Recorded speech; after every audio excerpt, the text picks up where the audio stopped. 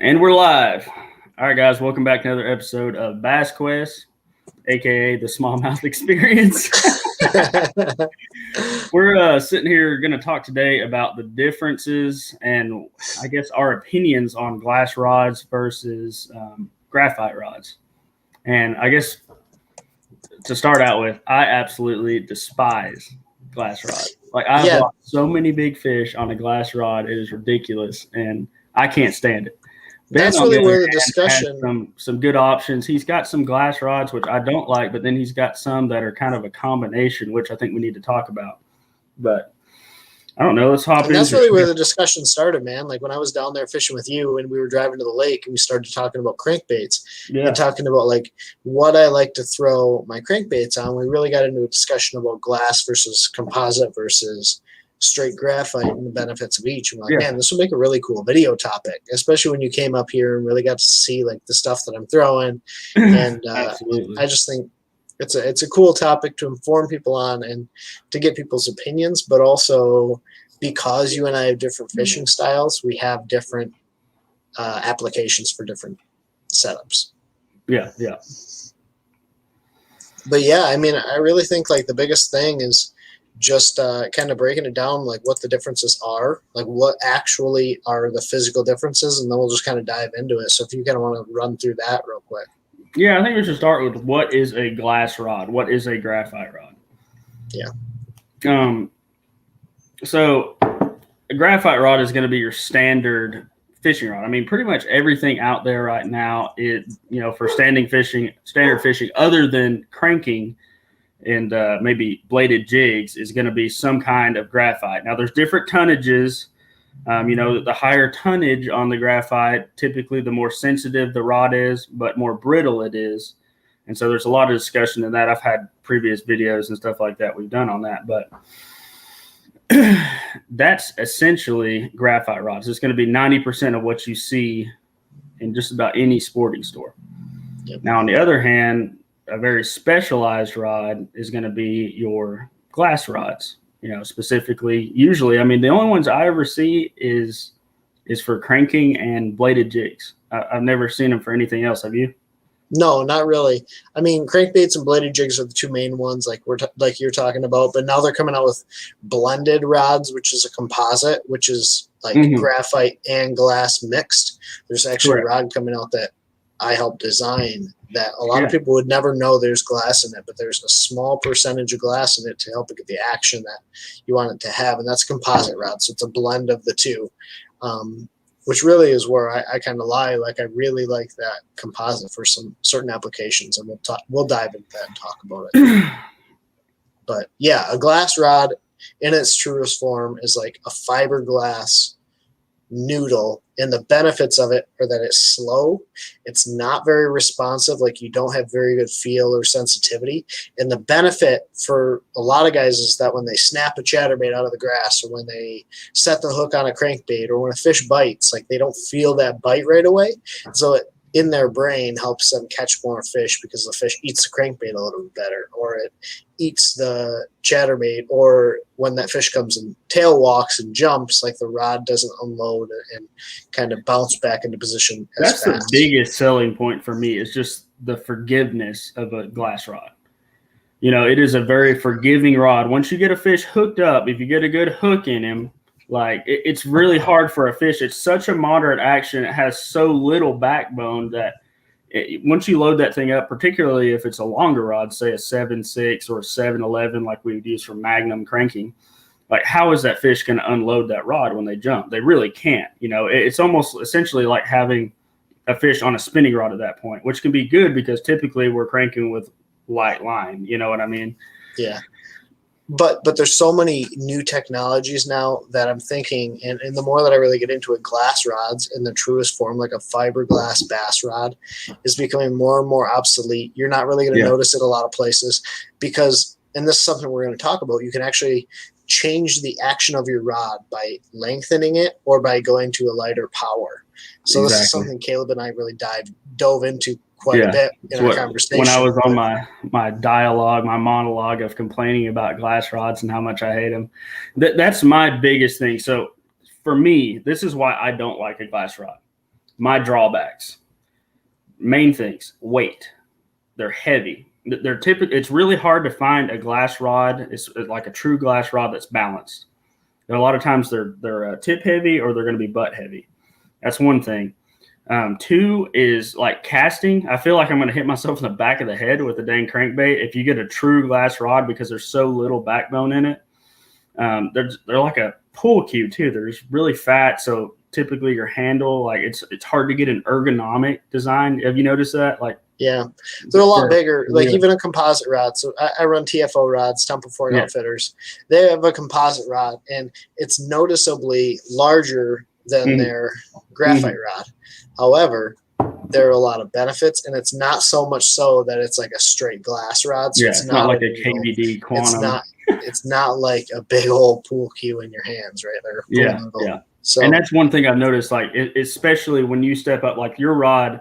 What is it? A 7.3, 7.6? Yeah, the composite's a 7.4 medium heavy. And I've noticed. So when you go up to that 7.11 or the 8 foot, like that's where you get those. Like the butt of the thing is like 3/4 inches around. Yeah, and they are, and that's the benefit of composite is you're getting kind of the best of both worlds or some of the best of both worlds. So TFO's composite is a 60% graphite, 40% glass, which is kind of opposite most of the industry, which is 40-60. But the biggest thing is like having a composite rod sort of gives you the benefits of glass and fiber and graphite, right? Yeah. So for me, man, let's kind of just dive into the debate here because like you said, you hate a glass rod. I am very much on the fence. Like there are certain situations or applications where I really, really, really composite rod. When those fish are like light biting and I'm fishing a lipless crankbait on bottom, and I want to make sure if that fish just gets the back end of that treble hook, that rod will help me play that fish because I don't run drag on my bait casters, right? Which maybe that's a me problem, but like I want to know like when that fish is light biting or I'm fishing a moving bait, a fast moving bait, I want to fish a composite rod. But if I'm fishing like a lipless where they're eating it good and I'm fishing it on bottom, or I'm fishing I use it for swim baits a lot. Like I do use a straight up graphite rod a ton. Yeah. I mean, a graphite rod, you're talking about a glass rod, right? I'm talking about a graphite rod for cranking. Yeah, exactly. Like, there are situations where a graphite rod for cranking keeps you connected to the bait, and that really is a benefit. So my biggest thing why I have to have my graphite, and we've had this discussion before, right? It is sensitivity. It is feel, because where I fish and really where you guys fish up there, what is on the bottom is extremely important. I need that to telegraph through the line into my hand so that I can understand exactly where my bait is. I can know where the sweet spot is. I've said it a million times. Like I typically can call my shot on a lipless or a crankbait when I'm going to get bit, because you can feel it on a graphite rod and you have all the sensitivity there. And so for me, as a guy that runs drag on a reel, you know what I mean? Like I typically will set my drag loose if I'm running light line and running treble hooks.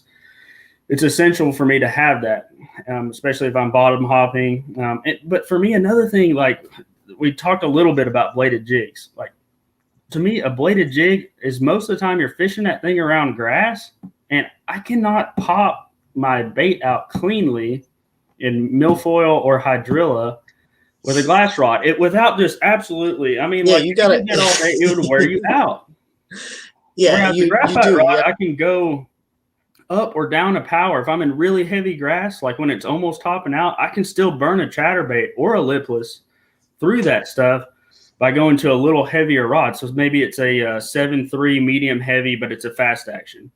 That really, I have a lot of pop. I have I have a lot of control over the bait. And what I'll do is if I'm running treble hooks, I'll go to a heavier treble hook at that point, a little bit heavier line.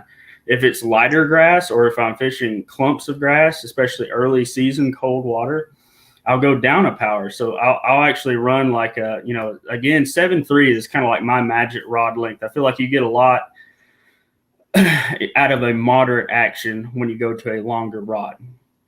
So 7.3 to 7.6, medium light or medium, and then you can go to a moderate fast tip. And to me, you get all the benefits that I get out of a glass rod, but I get the added benefit of the sensitivity there.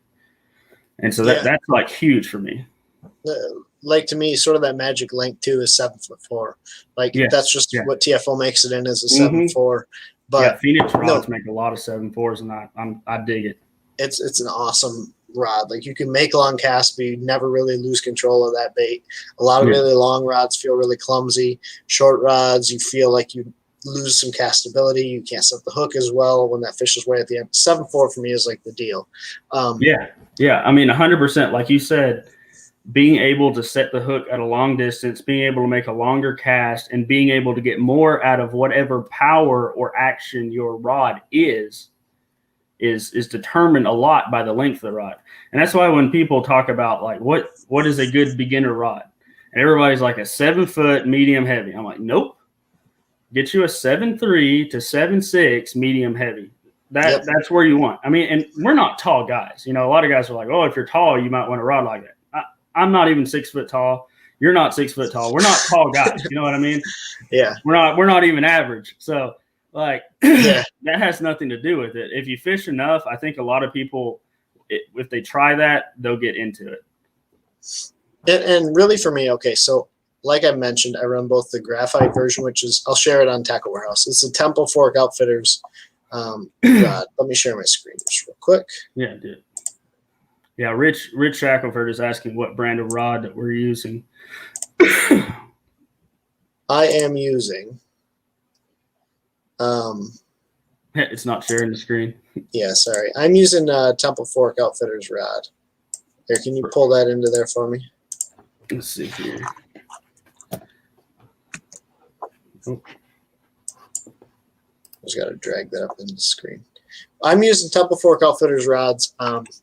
I use their Tactical and Tactical Elite series, but they just came out with a rod called the Tactical Glass. Okay, so this is the Tactical series rod. What this is, it is a full graphite carbon fiber rod. So lightweight, super sensitive. But one of the benefits of having the 7'4" crankbait rod is you get a moderate fast tip. It's more...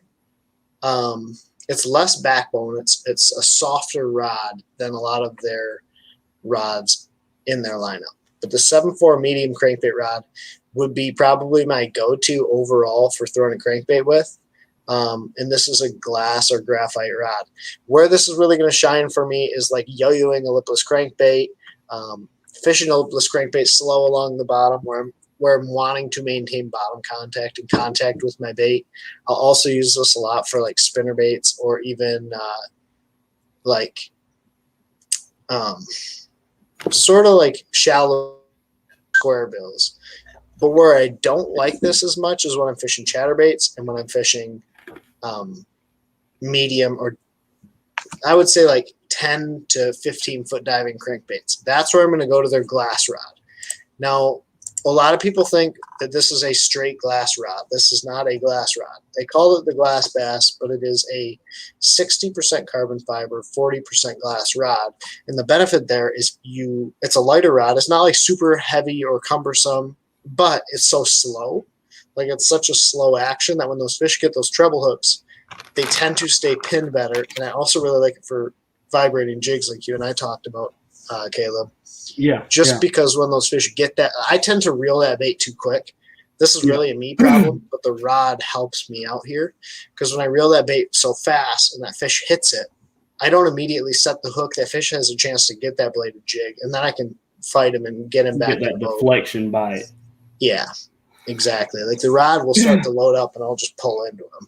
And see, I actually like that rod. You know, that having the combination, I think that's where it's going, you know, as far as glass rods in general. For the guys that like glass, I think that is where the industry needs to go, is to get a combination in the blank. You know, it's basically what those rods are. Is typically it's a glass rod that's wrapped in graphite.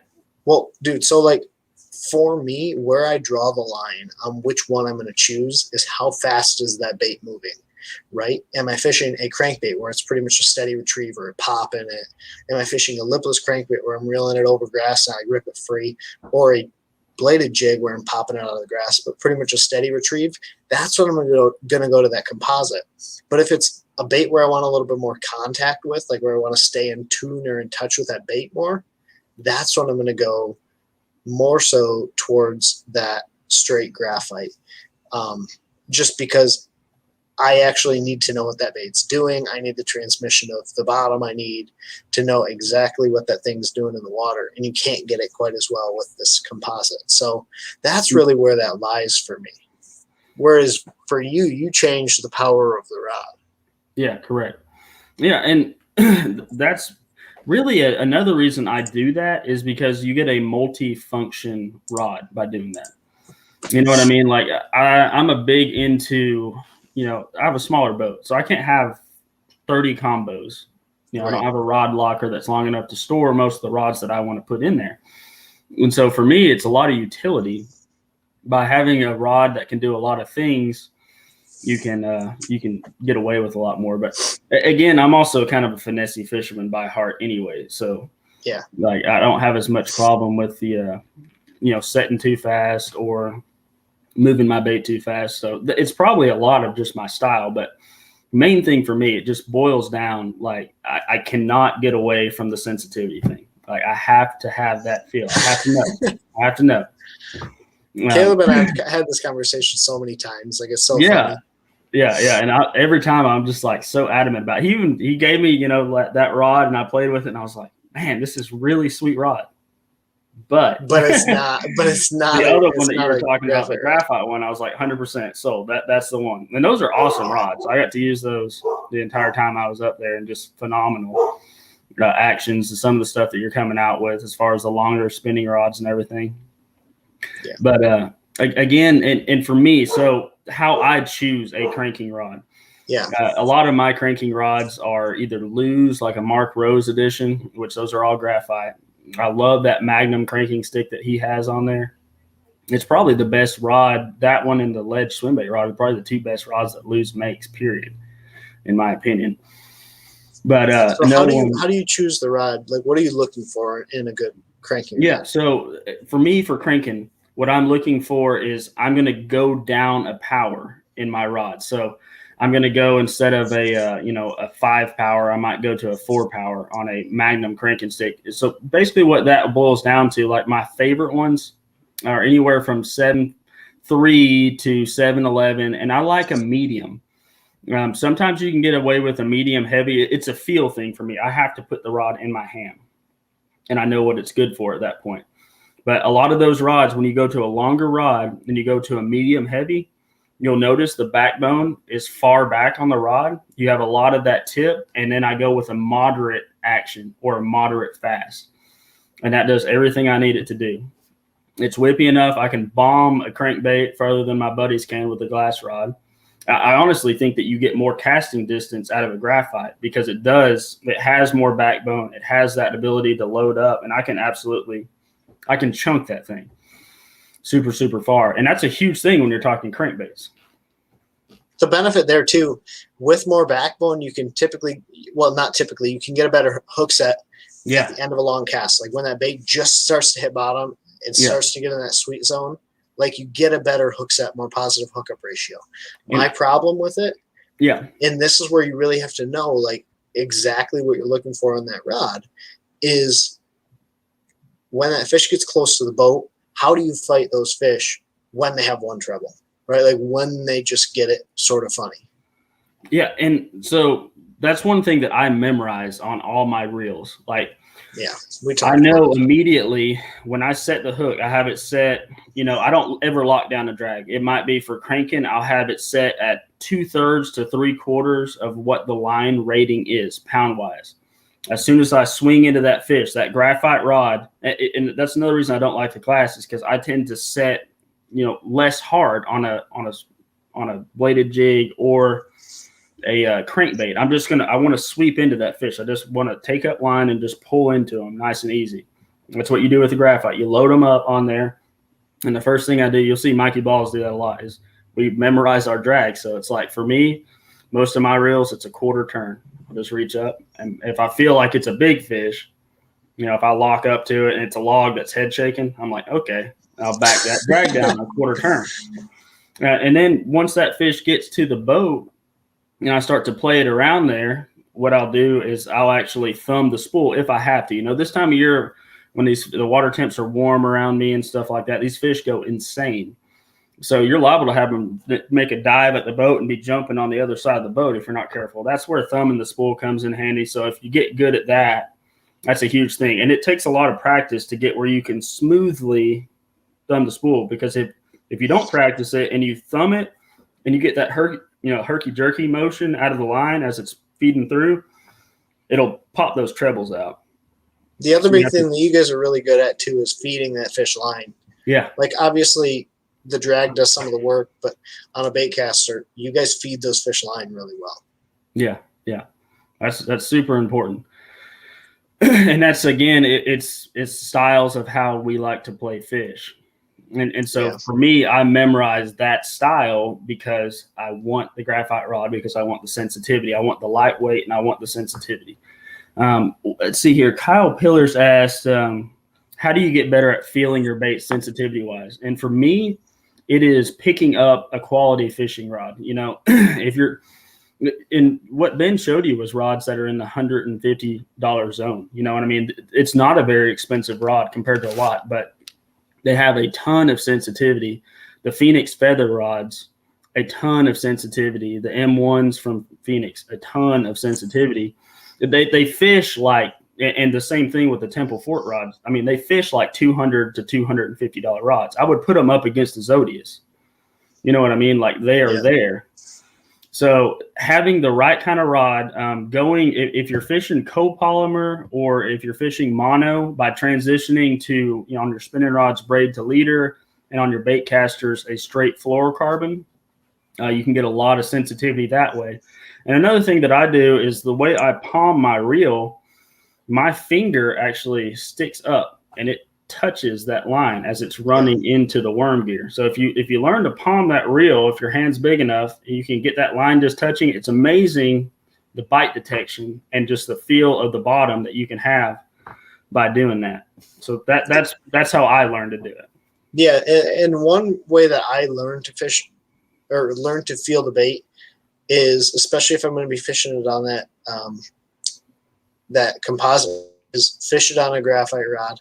To get it'll thump, like you'll feel it hard, and the rod could be overpowered. I don't care. Just throw it on a graphite rod, let it thump, so you know what it feels like when it's running correctly. Yeah. And then what you do is you throw it on that composite. One of the benefits is it's going to feel mushier, but you'll start to feel it lightly in that rod. And then when something changes, either A, the bottom changes, B, there's grass on their bait, or whatever it might be. There's some sort of change in the bait that's not letting it run the same way that it was. Another thing that I did, when I was younger, I didn't have access to nicer rods, is I would get out on a spot and throw a Carolina rig out there. You throw something that has a lot of good bottom transmission, has a nice heavy weight on it that's going to tick on that bottom that you can drag across there. Football jig, Carolina rig. You fire that thing out there and you can feel what the bottom feels like. So you can actually fire that first cast and you're like, okay, fire it over here. This is soft bottom. This is hard bottom. Okay, this is the sweet spot. This is the chunky stuff. Bigger shells, bigger gravel, boulders, whatever it is. You can tell what the sweet spot is. That's when you fire your crank out there. You got your line up on the right spot. Yeah, and you'll get to the point where you'll be able to cast that crankbait out there, and you're going to hit bottom, and you're going to reel it along, and you're going to be like, okay, there it goes off the mud. Okay, there's some little bit of gravel. There's a chunk rock. You slowly worm that thing through the chunk rock. Okay, and then it goes back into the sand, and then that bait starts to come up. You can pretty much gauge, okay, that was this far away from the boat that the gravel started. This where, it's one of those things where when you play with it more, you're going to get really good at feeling what the bottom actually has on it. Some of it just comes with getting bit. As you get spots that you're confident in and you start getting bit in those spots, you figure out really fast, when I cast there, that's when I get most of the bite. So that's where I get the big bite every time. And then you start messing around with it and you fish that spot 20 times, you're like, there's something different there. It feels different. And that's a good way to do it. It's just experience. Mr. Smart asked, what length and action for small glides? Now, glide baits, for me, if you're fishing a very small glide bait, to me, a small glide is like 6 inches and down. Those are tiny glides. Now, you can fish those on, if I'm fishing a glide that small, the hooks are so small on it that you're going to go with a standard bass rod. I still want a moderate action. You want a longer rod with a moderate action, basically. So would you put that on like a rod, as far as like a whatever rod that you use for like 5-inch paddle tail swim baits would probably, or a bladed jig rod, that would be a really good option for that small of a glide. When you're talking about a 7-inch, like a shine glide, a Rashi glide, you start adding ounces on there. To me, that's when you need to go to a dedicated swim bait setup. For small glides like that, I recommend, you can't beat a Dobbins Fury, like a 795. When you step up to 8-inch glides, anything over 3.5, 4 ounces, go to an 806. If you're going above that, go to an 807, or you can go with a 906. You can get away with a 6 power on a 9-foot rod versus, if you're going 8 foot on a really big glide, you got to go 7 power. It's so funny because, man, there's so many small adjustments you can make that changes the way a rod fishes. Yeah. Whether it's, length or it's line or it's power or action. So let's kind of explain the difference between length, power, and action, right? Like length is pretty standard. Yeah. Length is the literal length of the rod. But what you'll notice, you could take a medium heavy, all from the same company, and the longer the rod gets, the softer that rod will get. Correct. Right? So and like the more medium moderate heavy, the action will get. The more moderate, that's what I mean. The more moderate the action will get on a longer medium heavy. Yeah. And when we're talking about moderate, fast, extra fast, what you're talking about there is basically it's just the spring back. When you bend that rod, what is the spring back on it? If it's extra fast, it's going to immediately want to go back to its original position. And extra fast rods typically have a smaller zone. They have more backbone than they do tip, where that extra fast action comes from. A fast action has a little bit more on the tip. A moderate fast has more. A moderate slow has a ton. So that's one thing there. And then again, it's just how fast that rod is going to want to come back to its original straight state, basically. And so that's the reason why when you're talking about treble hook baits, you either want a lighter action, like a lighter power rod, or you want a lighter action. One of the two. So or longer chatterbait, for instance, you can go down. Well, actually, let's back up. So a jerkbait is a really good example. You want a rod that is on the faster side of moderate because you don't want to have to be doing the KVD on that thing and just yanking the piss out of it because it'll wear you out. You want to be able to give that thing a good amount of action with the least amount of work so that you can throw it all day long, unless you're just a beast like he is. But one of the benefits with a jerkbait rod, what you really want to look for is something that not only is short enough that it's halfway fast, but when you set the hook into that fish, it loads up deep enough in the rod so that way you're not pulling the hooks out of those fish. That's why I think the best one is a moderate fast, but on the faster side of moderate fast. And the way you do that is to go to that 7-foot or 6'9", a shorter rod that's moderate fast and a medium action. Yes. The medium action is key because that'll give you less backbone, which enables that rod to really sweep. You can bend it into the fish. It's got enough backbone to get the hook into them, but then you've got that noodle after the fact. Yep. So that's a really good example of like how action and power play. Also, hook diameter is another huge factor when you're talking about crankbaits and jerk baits and even bladed jigs like that are all going to be impacted by the rod that you choose to throw. This is something Caleb and I really played with when he was up here. We were fishing jerk baits, and I unknowingly changed out hooks to hooks I'd never used before that had, a larger hook diameter, and ended up losing some fish because they were too big for the rod that I was throwing the jerk bait on. Didn't have enough backbone to actually get the hook planted in that fish, even though they were needle sharp hooks. Yeah.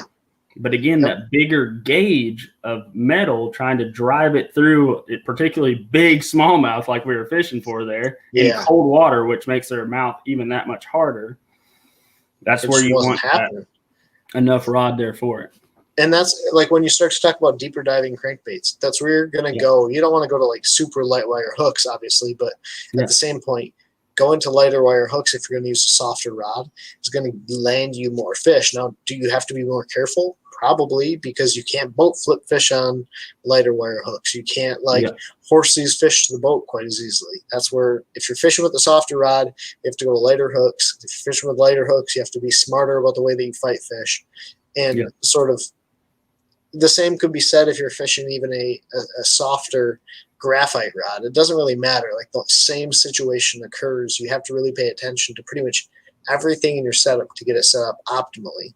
Now, that's not to say you can't go out with like a 7'6" medium heavy cranking rod and be effective with the bait out of the box, but you're going to be more effective the more dialed into your equipment you get. It's something that you always have to pay attention to. Yeah. And one thing that I'll do, so on deep diving crankbaits in particular, or on small body crankbaits, which is extremely popular in the wintertime, if I start losing fish on those, if the fish are particularly aggressive, if you're fishing for river smallmouth, the water temperatures get up around 60, they're jumping 4 foot in the air 5 times before you can land them in the boat. If you're fishing for largemouth, like right now, when the water temps get into the close to 80 degrees, the fish's mouth, first of all, they're coming off of the spawn, so they're weaker. Their skin, everything about them is weaker. So in the heat, they're going to fight really hard too. So they're kind of in the process of feeding up. What happens is their jaw is not as strong as it used to be. So if you're using a 1X hook in there, a lot of times what will happen is when you hook that fish, you'll get a good hook into them, but you'll notice they'll jump that first time and you're down to 1 hook. Or, you get a different position. They'll jump again and then the hook is repositioning. To me, that tells me that light wire hook is actually tearing the fish's mouth. It's the exact same with a jig. When I use a jig for flipping, I want an extremely heavy wire hook. Greg Hackney had a great video on that really changed my outlook on this whole thing about 5 years ago. And that was when the heavier the wire hook that you can drive into a fish's mouth, the less they can actually tear their mouth. So one, it's good for the fish. You're driving that thing in there and it's resting in one spot. You want to have to get the pliers on that fish in the summertime and pop that hook out gently. Yeah. So that's why a lot of times I'll go to a 2X hook. Now it's still an ultra sharp hook. I'll usually use like an owner stinger, but it's not an EWG or anything. It's a straight shank hook, but ultra sharp, but it's a 2X hook. And when you do that, a lot of times you'll end up landing more fish that are going crazy because you've got that bigger hook in them. But in order to do that, that's again where that graphite rod comes in handy for me. Or depending on the situation, going up a power. Sometimes I'll crank for smallmouth. I'm cranking 10-pound test. I've got like my little light action, rod, 7-foot rod, and I start losing fish. Change out the hooks, 2X hooks, go to a 7.3 medium or medium heavy, a little bit bigger line, maybe 12 or 14-pound test line, and then start landing those fish. And treat them more like a swim bait fish at that point. Yep, you got a lot more control over them. Yeah, that's so huge, man. Yeah, that's big stuff. But talk to me a little bit too about that cranking video you just dropped, right? Like, I think this is a really important video that sort of piggybacks off that cranking video. Yes. But it's like cranking season for you guys. So talk to me about your crankbait setup, like right now. Crankbait setup right now. So I'll give you my main crankbait setup. Yeah. If I'm out on the ledges tomorrow, I'm throwing a 6XD or I'm long lining 10XD. I'm going to pick up my Mark Rose mag cranking stick. I'm going to pick up my Lew's BB1 because it has a big spool capacity. Doesn't matter what reel you use one with a big spool capacity. Yeah. Loosen that reel up. Learn to cast a reel loose. Learn to feather the line with your thumb because you want to get the maximum distance. You need to be casting that. Guys talk about casting 80 yards. Like that doesn't happen. I'm sorry. Like you can't cast 80 yards. It just doesn't happen. You can cast like a 60-yard bow shot. Like I shoot the bow all the time. That's an insane cast. Like if you can bomb a crankbait 60 yards, you're the man. Maybe 65. If you're KVD, you might hit 70. I don't think anyone's hitting 80 yards. I just can't buy it. It's so freaking far. I would love to go around the water and see I would love to see someone try to hit 80, like a legit 80. Yeah. If you can step it off for me and show me, with a laser and say, hey, that's my bait right there. And I've got a guy standing next to it with a paddle and it says 80 yards. I'll come shake your hand because you're a badass. But that's one thing is the right setup. And here's another thing that's really important for cranking in the summertime. When you're talking about fishing really deep with crankbaits, you want, this might be unpopular, you want mono. You want 10-pound test. You want mono or co-poly. Why? Because it's abrasive resistant. It will stand up to the extreme shell beds, particularly when you're long lining. Because a lot of times you're coming so far off that ledge and then trying to pop up onto that structure. It's like working a bait uphill. So it's like sitting on top of the ledge in 6 foot of water, firing out there in 20 foot and trying to work your bait uphill. You're more likely to get snagged that way than the opposite way. So when you're long lining, a lot of times you're doing that. You come uphill when you're long what lining? hits first is your line, and that line has to be able to stand up to that abuse. And then once you get that 7 or 8 pounder on there, it's got to be able to stand up to the fight to get you back. And for me, the only line like weed eater cord that I found that'll do that is monofilament. That's the biggest one for me. And I like Maxima because it's more neutrally buoyant and smaller diameter than a lot of other monofilaments. And there are good copolymer options out there. Nice thing about copolymer, again, neutrally buoyant. It's not a line that floats. So it tends to want to cut the water and get down with your bait. And that's where that 10-pound test. There's actually guys out here there's hammers that long line in 35, 40 foot of water with 8-pound test with 10 XDs and catch absolute giants because they can keep that bait glued to the bottom. That's such a sneaky thing, dude. Like, that is so sneaky. Yeah. It's extremely important with long lining, particularly. You long line uphill? Yes. A lot of different structures, you end up kind of having to do that with the way the current is hitting, the way the fish are positioned on there. So say, if it's an underwater island or hump, a lot of times the fish will be positioned very close to the nose of that. And so when you long line that bait, you're getting it down into 35, 40 foot of water, and then it's got to make that uphill journey to 27 foot, 30 foot, wherever those fish are. And a lot of times that's kind of really rough area. A ledge on Tennessee River, a lot of times is just a bluff wall that's submerged, right? So you got limestone down there, you got all kinds of shell down there and stuff, and it's just brutal on line. Even when you're using just weed eater cord, super abrasive resistant line, you're still retying. And a lot of times you'll be retying 3-foot sections of that. And so having the mono or the copoly, one benefit, super cheap. So you can literally change it out every time you go long lining or cranking, right? You can re-spool your rod right there. You're not spending $20 to do that. You're spending like $5. So that's essential to me. So, okay, you're talking on the push. Obviously, you're going to have all your deposits, right? Yeah. You know that lake that we went to? Yeah. If we were fishing that island,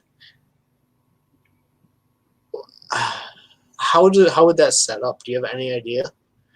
So basically, let me give you guys a scenario. It's a natural lake, glacial lake with some islands and weird contours on it. There's a creek that pushes in, but there's no real current, right? Yeah. So would the major deposits be on the steepest break on there, or would they be on the flatter side where it would have more time to collect? With the way y'all's geography is, I don't think there would be that much rock there. I think depending on how much wind is hitting certain areas, as far as like, seasonally, where the typical wind comes from, you might find harder bottom there. It might be more conducive to your zebra mussels, might be more conducive to not letting silt build up. So there's more sand, more gravel. But you guys, for us, the reason why we have ledges that we do is all the limestone. You have all these the limestone, the cave systems and all that kind of stuff. It's just the way our geography lays out across the Southeast that causes those anomalies, I should say. Interesting. Sorry, I was just thinking about that. But if you still get a hard lip and you got wind blowing into it, it's never a bad idea to turn around.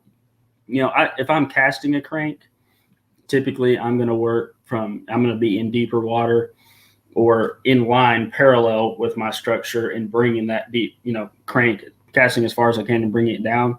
But I will on occasion actually swap in, come inside, sit shallow, throw deep with a deep diving crankbait. But when you're actually casting it, it's harder to get the benefit because you almost have to sit on top of the fish most of the time for the depth. Now, if you're throwing a 6XD on fish in 10 foot of water, that can be a good thing to dredge for them. And that's when you can sit shallow in 6 foot, bomb it out into 25 and just, burn it up through that and dig a ditch. And so it's just a situational thing. That's so cool. Having, again, utility, having the stuff I need on hand to do many things, that's just the system that works for me. That's probably another reason I like the graphite is because I'm going to go to that copoly or mono for a lot of my. If you put copolymer or mono on that composite, even you would basically have. You might as well just put a rubber band on your bait. Hopefully, you have to take up like a million feet of slack, load the rod completely, and just jam it for them. Yeah, people will be wondering what the heck you're doing out there. What's that Okuma rod that you have?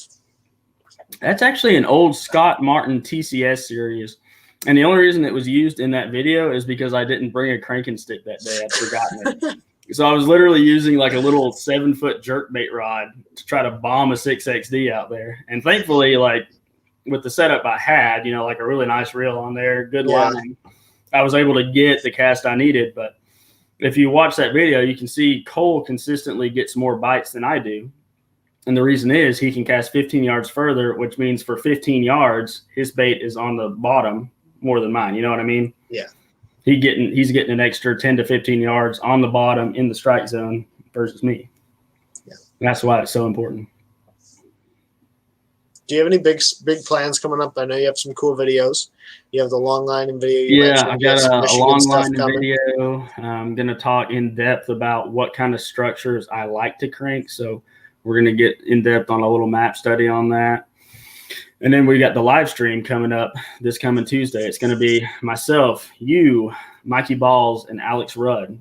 And Alex Rudd, big time cranker. He loves to throw a 10XD, but he throws it on a lot more natural lakes or lakes that have less current than me. Mikey Balls, he throws big cranks in the wintertime and pretty much year round in Florida on natural lakes for fish. So there's a lot of different perspectives, with all that time on the water in different situations, we're going to have a lot of, different opinions on things. I think it could be a really good discussion. I think so too, especially because like deep cranking up north is totally different than what you guys do down south. Like we're not throwing 10XDs. If you're throwing a 6XD, you're throwing a deep diving crank, like a really deep diving crank. Like deep diving here is like 15 to 18 foot of water. Yeah. So it's going to be a really interesting conversation to hear the gear people use, why they use it, how they use it, and so on and so forth. Yeah, exactly. Yeah, because you're fishing for completely different fish and completely different circumstances. Yep. Well, cool, dude. Yeah, I think we covered a lot of awesome stuff. Kind of gave a little bit of understanding on the differences there and why I resort to a composite rod for some of the applications where you would change it out to a graphite. Yeah, I mean that's the end of the day. At the end of the day, I cannot be persuaded. I will always have graphite for that. I tried, man. I really tried. I was like, man, you're gonna like this composite, but yeah, I do. I love it. But as soon as you handed me that graphite one, I was like, yeah, just throw that other one in the garbage. We got one. We're gonna we're good. Exactly. Yeah, but that other the graphite cranking stick they got is phenomenal. Yeah, that is a really good rod, and for the price range, I don't think you can't really beat them. You know what I mean? And that's the thing is, I'm all about like having not budget equipment, but gear that is actually affordable and people can go out and buy. Like it's hard to sell a $200+ rod, and so getting gear in the right price point is a big deal. And I think another thing is like, I don't know if you've noticed this, but if you spend a lot of money, like if you jump up to that $250 to $300 category, those rods you have to be so careful with. They're extremely sensitive. Like that is unreal. Some of the rods that I've picked up, like you can't take anything away from that. Like the sensitivity and stuff is crazy, but you're terrified when you boat flip a fish because with the sensitivity comes that brittle nature of those blanks. you start to talk about the modulus of the rods and the tonnage of the rods. And what happens is that, like you mentioned, the higher tonnage, the higher modulus, super, super sensitive, but they're very, very thin because they've been compressed so much that the second that you hit it on the side of the boat, or you try to boat flip a fish, or someone, God forbid, steps on it while they're trying to, fish another rod. Like you now worry about breaking that equipment. It's not durable. It's not like everyday weekend angler. It's like you got to be really careful. Yeah, if you're a guy that is really particular about their equipment, if you have a really nice boat with good rod lockers, good rod covers, a way to store rods immediately, only keep out what you need on the deck. If you're that meticulous person, by all means, stepping up to a really, really high-end, super sensitive rod is the way to go. But if you're like me, I fish in a smaller boat. I fish, it's aluminum boat, so there's hard surfaces everywhere and stuff. It's not conducive to that. That blue collar range, to me, the ultimate rods that I try to get, I want to be in that $120 to $180 bracket. In there, you're going to get the sensitivity that you need, but you're also going to get durability with it. And there's certain brands that really stand out when you're talking about, Dobbins rods, Champion XPs you can get for about $180. Fury's really good. The Phoenix rods, the Feathers, the M1s, and their other one, the camouflage one, I can't remember the name of it. They all fall into there. Yours, the Temple Forks. What I'm always looking for is I'm looking for a rod that punches up. You know what I mean? Like there's just certain rods out there, certain brands like Temple Fork, like Phoenix, like you put it in your hand and you put it in somebody else's hand and they will guarantee you that is a $200 to $250 rod that you're paying $120 to $150 for.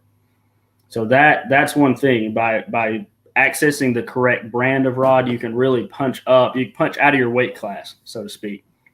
The other benefit too or the other thing too is when you get into those really, really high end rods, it's very incremental improvements. So yes, is it more sensitive?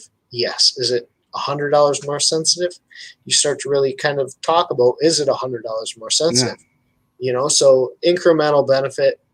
Are they really, really quality? If you have the money, if you have the resources, if you are super meticulous about gear care, maybe so. I mean, if you did it for a living and you fish 5 to 7 days a week, you would want the lightest, most sensitive rod that you could get, especially lightest. You know what I mean? That's one thing that when you start talking about a $350, $400, $500 rod, you lose a lot in weight. But the off part of that is you have to also spend that much on a reel to make it light enough to match the combo correctly. So when you start talking, like I've put $700, $800 combos in my hands. I know you have too. And it's unreal. You're like, I could literally take this and just hold it for the next 18 hours and not get tired. But for a guy that fishes 3 days a week, and I fish hard for 3 days a week, still the combos that I have, everything's light enough. I'm not getting fatigued with what I've got. It's working for me. So I just encourage people. It's like, I think that the range for me, what I like to stay in for combo, rod and reel, is anywhere from $300, really about $250 to $400 max. I would say $400. I might go a little bit higher end with a reel to match a rod. But most of my rods, I mean, I don't think I have any rods on me right now that are over $200. I mean, I've got that swim bait rod. I've got Champion XP, the 807. I think it was retails for $230, but you can find them. Most of the time they'll go on sale. You get them for $180. Mm-hmm. Yeah, I mean, my big thing too is having the right reel to match the rod. Yeah, and match the technique too. I mean, like cranking, my reel is pretty big for cranking because it has to be big. Yeah, you want a light reel, as light as you can get it. But I mean, you and I have had this conversation. I still think probably one of the best reels ever made for deep dive cranking is that original Lew's BB1. And unfortunately, they have changed some things out. The inner reverse isn't what it used to be. But the BB1 reel is pretty dang close too. Yeah. I mean, and it seems like the best cranking drills are in that like what $150 bracket. Oh yeah, they're not as expensive, but again, it's like it's a combination with the size of the spool and the braking on there. If everything's right, you get the right reel. I mean, that's when you get that cast. And if you're in the boat with your buddy and you're casting 10 to 15 yards further than him, it's gonna be a rough day for your buddy with a deep diving crankbait. It just is. That's real. Yeah. Yeah. Well, dude, I think we're pretty much wrapping it up here. Thanks everybody for hanging out and watching and listening to these two goofballs just sit here and fight about what rods to use and everything like that. But I think that's about it. More coming soon, dude. We got to do this more often. We're gonna do this more often. Seriously. We talked about it, so there's a lot of good topics out there. I mean, we had I don't know how many discussions up in Michigan that would have made perfect live casts. So we'll start cranking them out here. I'm excited about the Tuesday. You know, talking to Mikey, talking to Alex, talking to you about really specifically deep diving cranks, you know, diving into that category, what you guys do versus what I do when it comes to deep diving cranks. And I got a feeling there's going to be some crazy differences on there and what you're seeing, how fish set up, all kinds of stuff. So that's going to be super exciting. I bet there'll be little tidbits though that we can all take, and there's gonna be some juicy nuggets. I already think that's of the thing a couple. with these live casts, dude. I usually like everyone who does these. I know you do the same thing. It's like you get a big mouth all of a sudden, and you like let loose the secrets. You're like, wait a second, what the heck did I just say? Like,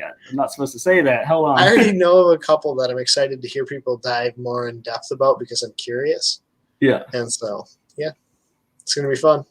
Awesome stuff, dude. Well, everybody, I hope this week catches you out on the water, and I will catch you there. So, bye-bye.